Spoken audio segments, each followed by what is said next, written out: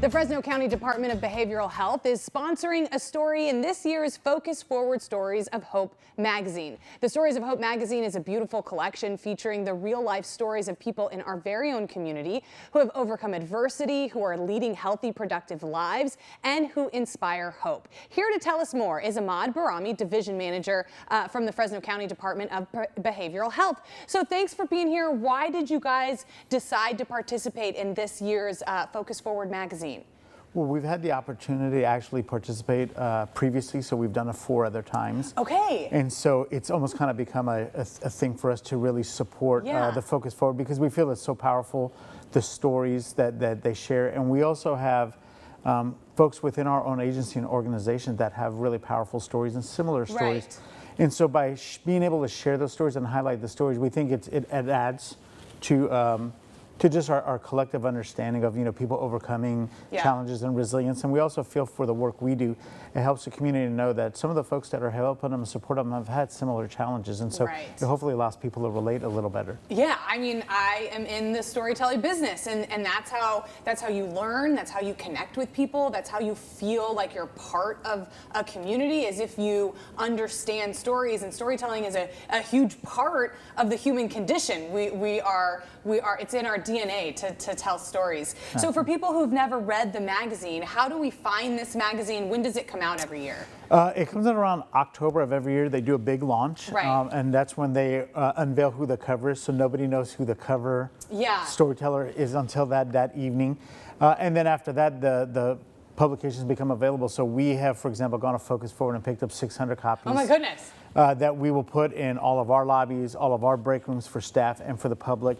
But we also take those with us and use them at outreach events. So people kind of come and go, what are these? And so they flip through. They may know someone. They may have gone through a similar program.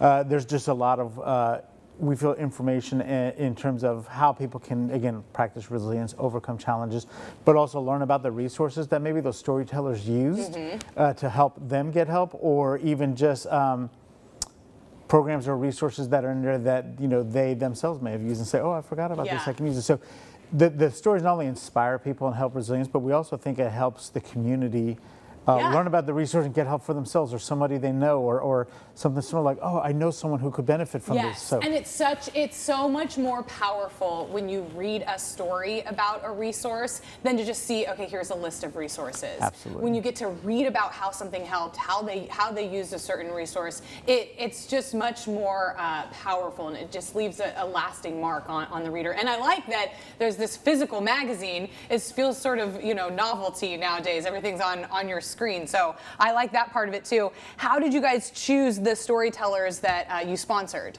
So this year, each time we've done it have been actually our employees and staff. And so first out, we kind of put a call for if anyone has a powerful story that they're willing to share. And that right there usually kind of limits folks, because they're like, well, I don't want to put So it really takes individuals that have a level of vulnerability and are kind of a little bit of courage of really putting out maybe the times when you were not at your best in your life, but then what you've done to overcome and hopefully inspire people. And so we've been really fortunate that our staff are in this work because they want to help people. So a lot of times sharing their story is something that they can do. In this case, with our particular storyteller, Brittany, so many people I would hear about her, like, oh, Brittany, she's great. Oh, Brittany is this, or she used to work for us. And a lot of people in the community, were talking about her. And everyone's like, oh, she's got a great story. She's got this great experience. And I was like, what's her story? What's her experience? And so finally one day I just reached out to her and said, hey, I've heard a lot of stuff about you. We're looking at this project. Your name keeps coming up. Would you mind telling me like a little bit about your story and your experience? And not only was she willing to share her story, but was pretty open about it, and had familiarity because I think she had done her internship with Focus Forward, so she knew the magazine. She was just like, yeah, I'll tell her. And we were like, okay, let's go from there. So a lot of times it's just getting people where they're comfortable at that point, and understand there's thousands of people that are going to read it and hear about it. So it's got to be where you're also at a point where comfortable with it. So. Well, I'm excited to read it. I got in this business because I like telling stories. So, and I like hearing people's stories. So I'm excited to read it. We will have where you can find the magazine, where you can read these stories. We'll have it all online. Ahmad, thank you so much for being with us today. Thank you for having us. Thank you. Coming up here, a look at after-school programs and how local students are benefiting from them. We'll tell you about it next.